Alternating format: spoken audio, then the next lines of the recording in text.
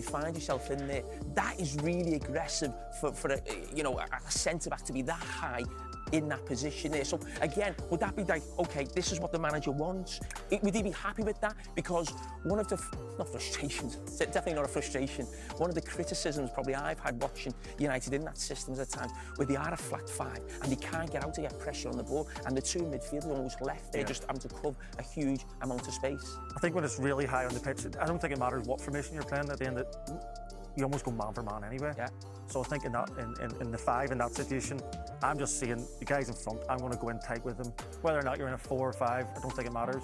But like you said there, when you get pinned back in a 5, that probably happens a little bit more deeper on the pitch, maybe mid-block, and certainly towards the edge of your own box. Obviously you're with him for the start and then through the rest of his sort of first half season in charge. Yeah.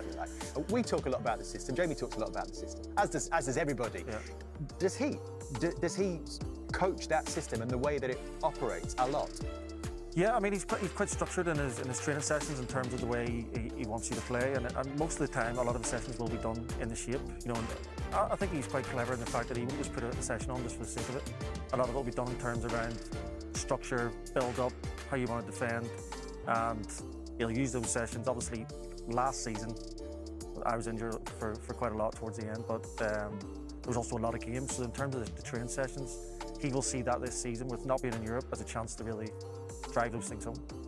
You're going to get the counters out, Jamie. Yeah, see how we it just want to works. look at and put the system out. We've done this a lot with Manchester United because, as I say, they're one of the biggest clubs in the world. We analysed them, we watched them so much. But we're going to look at the team that played at the weekend. And when I look at this team, I actually probably look at that and think, that is Manchester United's best team. I don't think there's anyone really missing who would maybe come into that. So, again, we go back to the first game, your experience with the manager. So, your experience plus your own idea on how this plays. What are the positives of this system under Rúben Amorim, and what are the negatives for you? Well, I mentioned earlier about there's not too many moving parts, so you're quite set in your shape. So, in terms of when they're defending, they'll be defending in a low block. You'll have most teams end up with maybe 5 at the back along the edge of your box defending, because you might have runners. So you're classing that as a negative in that this system can push you back? No, I'm saying that when you are under attack and you are on the edge of your box, more than likely you will be in a 5. So the team's almost set to how they would defend on the edge of the box. On the other side, when you attack, when you push the wing backs up, when you're attacking, you'll have 5 on their last line, almost without having to move too much. Do you think that's what you liked about the system? Because you can get almost 5 attacking players, even plus Bruno, into it. I don't know if that's personal, but I'm just saying that I don't know if that's what he likes, but for me, sort of watching and playing a little part in it, if I was playing in a 5, I would say that's probably the benefits of it, that you can have 5 on the last line and also defend. I think what you're talking about as well, we see a lot of teams get 5 on the last line. Everybody does, and that's the way, and it's just different systems can get you that. I think the problem with this system is that when you think about wing backs, and think about the weekend, Ahmad, he's been getting questioned, he got caught out at the back post. But as a wing back, you're asked to be a full back defensively. So Ahmad's has to be here and defend crosses at the back post. He got done by Gibbs White. But then when he gets up here, he's asked to be a winger. Now, he is more of a winger. He's probably more suited to that position. But then Dallow's the opposite, where he may be able to deal with that better. But when he gets on the last line and they actually get the ball to Dallow, he can't beat a man. He's not going to play a clever pass. He's not going to get a cross in. So for me, that's a little bit of the downfall in terms of getting 5 on the last line, is whether these players have the quality.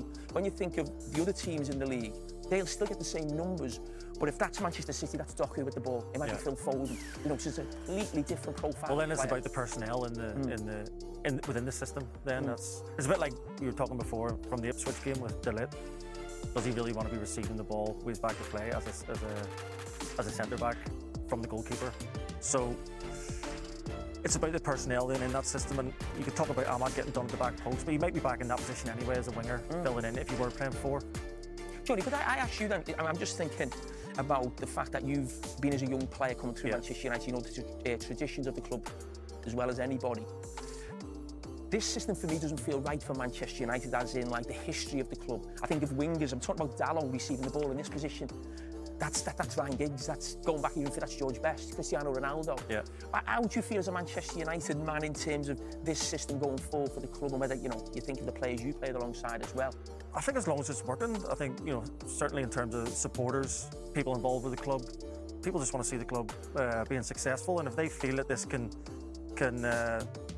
be the best way to do that, they'll 100% get behind it, and you can see that with the fans. You get behind the manager. I mean, Manchester United are probably on one of the best runs they've been on with Rúben Amorim. Right now, I think it's 4 unbeaten. But what would success look like for Rúben Amorim and Manchester United this season? Definitely think qualifying for Europe, but I think they'll be pushing for a Champions League. I think now that you're sort of looking at it, I think they probably feel like maybe get a little sniff of that. Do you still feel it's going to take more transfer windows to get the pieces that Rúben Amorim really needs to make this work? I'm sure he's looking at it going, we've signed well in the summer. I hope the club back me again, whether that's January, whether they can do that or not. But going into the summer for the next season, how vital, sorry, Jonny, how vital is Bruno to all this, do you think? People are questioning why Bruno's playing in a deeper role, but he's kind of in those inside positions, probably doesn't suit. They're probably like inverted wingers, aren't they, playing in those sort of 10 positions? I think here gives him a little bit more. You miss his creativity, I suppose, towards the edge of the box, but the manager certainly gives him license that when the team get higher up, Casemiro in this team will sit and Bruno will be able to join the attack. Bruno Fernandes plays there because he's probably the only central midfielder they've got. I know he's not a proper central midfielder. The only player who can get on the ball, get on the half-turn and feed these players between the lines.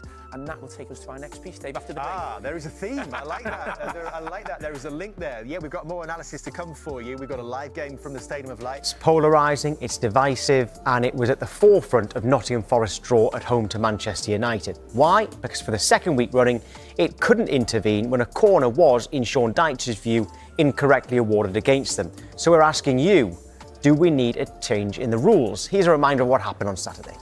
Just can't understand it. You know, you're an assistant referee, you're 70 odd yards away, you've got a goal and a net in the way, but apparently you can see.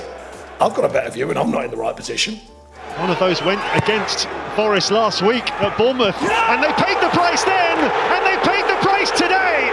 Someone's got to be able to overrule these decisions just really quickly. That'll be 5 seconds. Just go, you know, that's in play.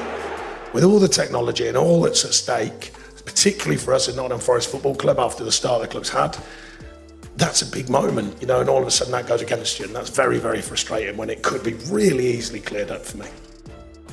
Right, Tim, I'm sure you can understand his frustrations. Does he have a point? I'll be making the same noises as Sean this morning.